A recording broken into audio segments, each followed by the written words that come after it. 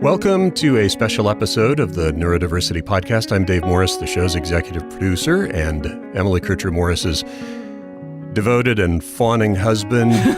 Today, we're marking the release of Emily's first book, which is called Teaching Twice Exceptional Learners in Today's Classroom. And our guest is the host of this show. So how does it feel to be on the other side? A little weird. It's not like you haven't been interviewed before. You've been on several podcasts, right? Yeah, but we talk all the time, so I'm not even sure what questions you're going to ask me. I'm not either. I figured we would just go with it. I think it'll be fine. So I want to kind of preface this whole thing by saying that there was something you said as a kid that sort of defined your whole life. And I want you to tell everyone the quote because it's kind of stuck with me and it has been my mantra as I think of you this whole time. So what is that quote? I think you know the one I'm talking about, right? Just let me do what I want to do. Yes. And you said this to who? My mother. Yes. And she did or did not? I don't think it really mattered. All right. Well, that's fair. So we're talking about back then. So let's kind of like pave the way to today. What kind of student were you anyway? Well, I think when I was... Here's one of the stories that I remember was my first grade teacher was actually kind of a family friend. And her son and my brother were the same age. But my mom also worked in the school district, which was kind of an interesting factor in all of it, me being identified as gifted and ADHD, all of those things. But my first grade teacher would say, well, Emily always has all of the answers correct on her work. We just can't ever find it. And she would dump out my desk and we would have to like dig through and try to find whatever it was we were looking for. So that was the beginning and kind of progressed from there. How does this sound familiar to you with regard to our current kids? A little bit familiar. Yeah. Maybe to one of them at least. Yeah. Mm-hmm. So we were both 2E as kids, right? And as adults. Yes. Yeah. And so what was it that when we thought about having children early on, what was it that sort of didn't make us understand that we would have all 2E kids? Because it does seem like that's the case, right? Yeah. Well, 2 out of 3 are confirmed. Yeah. And our littlest is just in first grade. But I think we can probably see the genetic writing on the wall. Yeah. How far do you have to go back before you remember wanting to focus on the neurodiverse population? Like when did that happen? Well, when I was a kid and I was in a gifted program and was ADHD, I kind of took pride in both of those things. I don't know if pride is, I wasn't afraid of them or ashamed of them. And I think that went a really long way in influencing how I view neurodiversity now. But I never intended for this to be my focus because I never intended to go into education, which is what led me to working as a gifted ed teacher and then a school counselor and then a clinical mental health counselor. But once I started on my education degree, I knew immediately that I wanted to work with gifted kids. And I planned right away to earn a master's with a gifted certification in education. And so I did that. But once I got into the gifted ed classroom, I kept kind of wanting to just dive deeper. And the social and emotional needs of those kids were the things that I really felt were not supported in the way that they could be or should be. When you say that you were not like ashamed or you were sort of, I don't know if you were proud of it, but you're not ashamed that you didn't really think of your 2E as being something you were saddled with. But a lot of kids do, don't they? And is that sort of why? I was pretty oblivious to a lot of things. And I think also I wasn't great at picking up on social cues. And I don't know, like when I struggled with getting my homework turned in, when I struggled with getting in trouble in class for talking out or, whatever, I don't know that I really made a direct connection to that with the ADHD. I mean, I knew that, but I also was like, I don't know, there was a lot of stuff that kind of didn't always sink in until later. There were definitely some times that I was not feeling good about it, especially when I was made to feel different. So an example of that was when I was in 7th grade, and it was in my gifted ed classroom, and we were doing a project that I found really exciting. We were creating a model of a city, a fictional city that we had created, and we had the whole economy. It was a whole big project that we were working on together. And I was very excited about this project. I was, kind of probably calling out and just being kind of silly but what I remember though is that my teacher asked me in the front of my gifted ed class, which probably had about 11 or 12 other kids in there, and she just said, "Emily, did you remember to take your medication today?" Oh no. That was a time that I was embarrassed. That was a time that I felt really singled out and ashamed. But and I think I learned to temper some of my natural enthusiasm in different situations because of that. But I wasn't afraid to tell people that I had a diagnosis of ADHD. I didn't worry about being, leaving the classroom to go to the gifted ed classroom. Some of the things that people have issues with, you did not at that time. Right. Yeah. So when you first thought about writing a book, how old were you? Oh, before I could write. Okay. I mean, my mom will tell stories about when I was a kid. I would dictate stories to her and she would write them down and then I would go through and illustrate them. And originally, when you seriously knew that you wanted to write a book, like for sure, what was it going to be about? Was it going to be a fiction book? Oh, yeah. Yeah. Yeah, I spent most of my middle school and high school years, creating stories and writing stories. I would usually write like the first 2 to 3 chapters and then I would lose interest until I came up with a different idea. And so I never really thought about writing nonfiction, although now, there's this book, but then also I have other ideas. And I do enjoy the nonfiction component with the research because that really quells my drive for and curiosity for information about different things that I'm interested in. When we were cleaning out the garage recently, you came across several pages of a book you started writing. Yeah. Several chapters or just pages? A couple of chapters? It was a couple chapters, I think. You want to finish that book? Maybe. Because it was pretty good. Yeah. I liked it. Yeah, when it was you read funny. it to me, it was great. Yeah.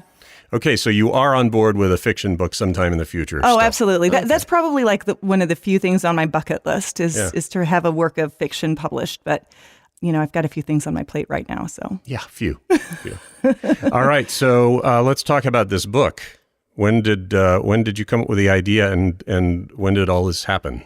Well, when I was at the National Association for Gifted Children, NAGC conference in November of 2017, it was about a month before we launched our podcast, and I was presenting there. I did a couple of presentations there, and I had my notebook with me, and I had a brainstorm of lists of ideas of possible books, both fiction and nonfiction, but specifically more related to nonfiction at that point in time.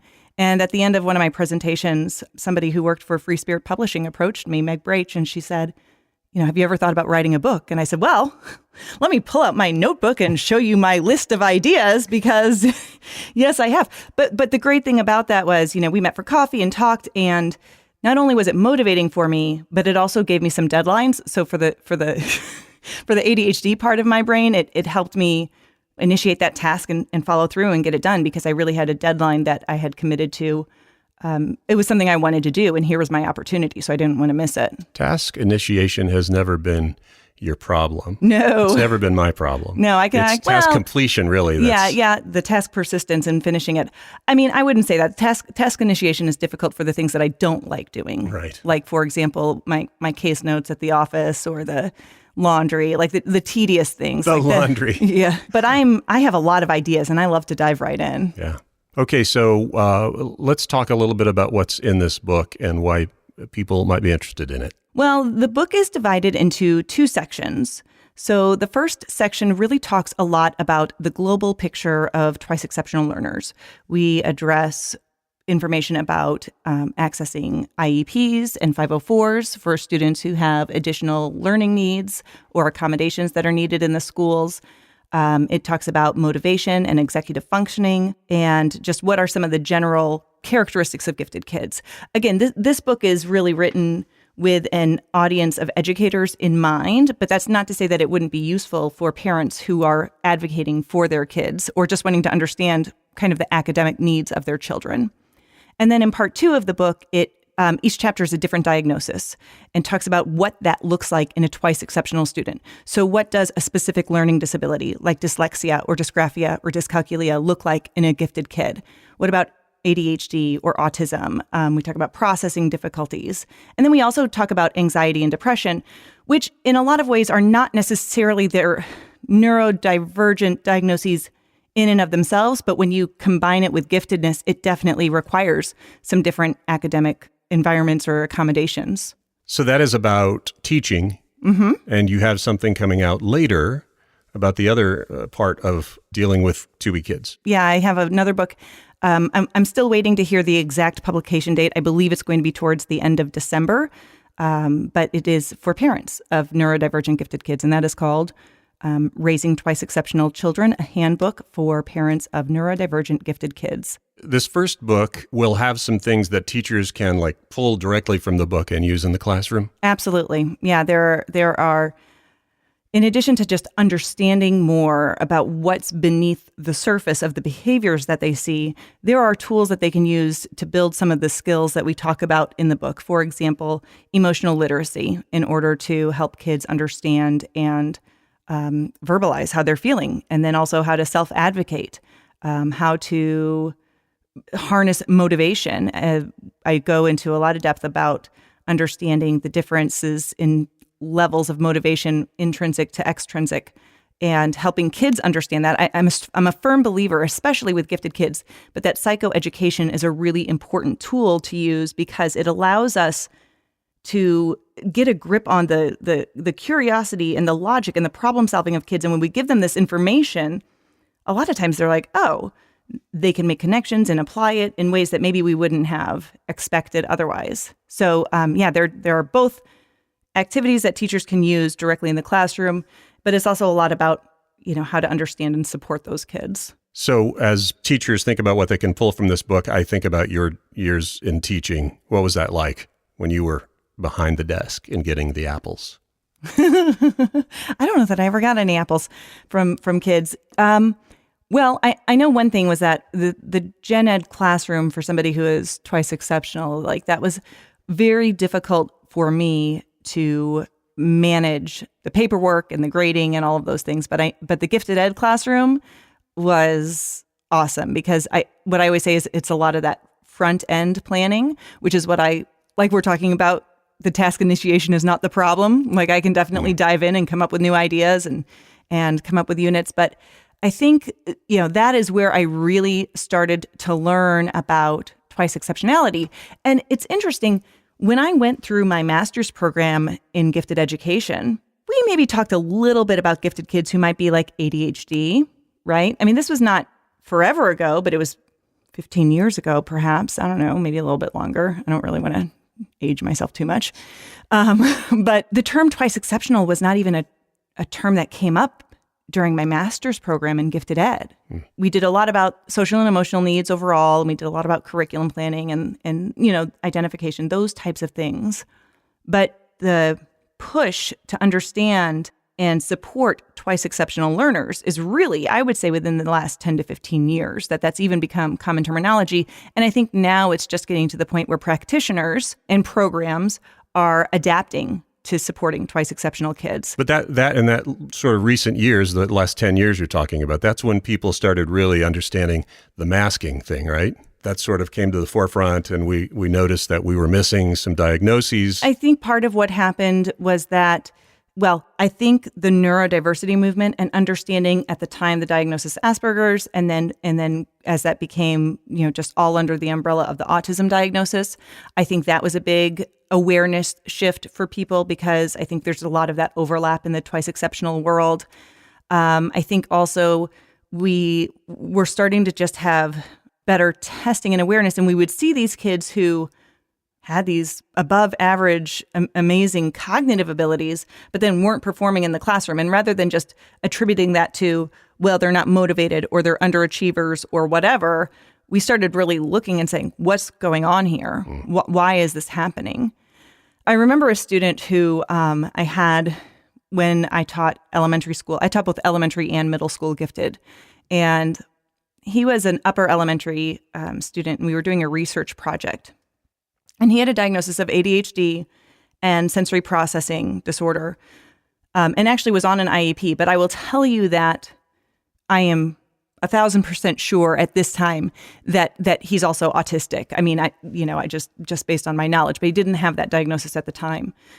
And he was brilliant, but also, I don't know that the testing showed this, but also dysgraphic. I mean, he really struggled with writing, both the manual piece of it, which probably had to do with the sensory thing, and then also just putting his thoughts into writing. And I kind of just found myself like questioning, this kid was constantly having quote unquote disciplinary problems because he wasn't getting his work finished. But if you would give him the accommodation of just sitting and sometimes scribing or talking him through what he was trying to do and getting his feedback, he was interested. He was thinking about it. But the way that we were asking him to show his work wasn't allowing that to come through. And I just remember I kind of got a little bit of flack from some of his other teachers that I was enabling him. I was making it too easy. And I had to question. I just said, well, what is the learning objective here? What do we really want him to be learning? And if we can find a different way for him to show that learning, isn't that what's really important? And I do know, while I have not kept in touch with this family a lot, I'm kind of in the same community and I see things, but this student got an exemplary score on one of the national standardized tests and received a ton of scholarships, which was published and on the school district social media. He was one of the top students in the entire district. Wow. And some of that was in spite of things that maybe weren't as supportive, but also maybe because of his twice exceptionality. There's definitely both sides of that. And I have a ton of stories like that of students who really struggle. And I think the bottom line is schools aren't set up for 2E learners. And too many teachers, even gifted ed teachers or special ed teachers, they don't, even if they recognize that those two things can coexist, they don't know what to do with it. And that's my mission with both between the podcast and the book and everything else. There are just a million different things that we can do to help these kids really reach their potential. So when you dealt with kids like that in the classroom, when you saw the struggles they were having, is that kind of what pointed you to counseling? Is that when you started saying, I could help these kids off campus? Yeah, what really ended up happening was I had so many students who were really struggling, and the parents would say, they're struggling with this or that or whatever, and what should we do? And ultimately the school counselors didn't always know what to do or didn't have time to provide the support that those kids needed, but there was nobody in the community for them to reach out to, or a very limited number of people in our geographic area. And I just saw that there was a real need there for clinical mental health professionals who understood giftedness, who understood twice exceptionality. And to be honest, it's kind of funny. When I first went into my mental health counseling master's degree, I did not expect to be working necessarily so much with twice exceptional students. I really was just going to work with gifted kids and their families. Obviously, who are the people who are the gifted kids and their families who are looking for support and services? Well, the kids who are twice exceptional. Right. But, it's been a really amazing and enlightening and empowering journey. Yeah. To see their transformation and to know that I was a part of that story in some way, I don't know, it's inspiring to me. Well, you inspire me a lot. It's true. I inspire you to produce this podcast and crack the whip to... and occasionally do the laundry. All right, so I used to do this for a living, and I would always ask the last question, which was, is there any question that I didn't ask you that you wanted me to ask? Is there? What kind of champagne do I want to toast the release of the book? I already know that. Oh, okay. Yeah. Well, no, that's all there is. I must be a good interviewer. All right. That is Emily Kircher-Morris, who is the author of a new book that is out today called Teaching Twice Exceptional Learners in Today's Classroom. And she's also the host of this show. Thank you. Thank you. Thanks for listening. We'll see you next time.